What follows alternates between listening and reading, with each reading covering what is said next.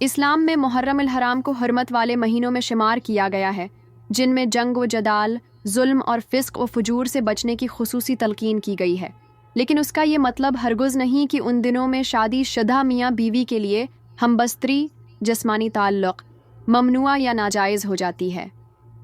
شرعی وضاحت: ہمبستری صرف حیض ماہواری کے دوران حرام ہے، جیسا کہ قرآن مجید سورۃ البقرہ 222 میں ذکر ہے۔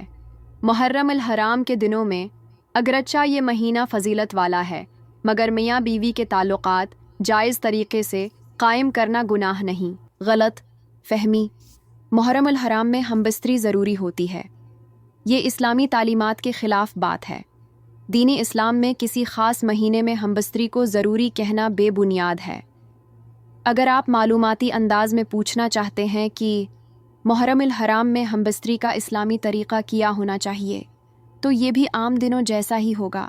فرق صرف اتنا ہے کہ نیت خالص ہونی چاہیے، محبت و سکون کے لیے، نہ کہ شہوت پرستی کے لیے۔ باہمی رضامندی ہونی چاہیے، سنت طریقہ اپنانا چاہیے، قبل از مباشرت پیار و محبت، نرمی، صفائی، دعائیں وغیرہ۔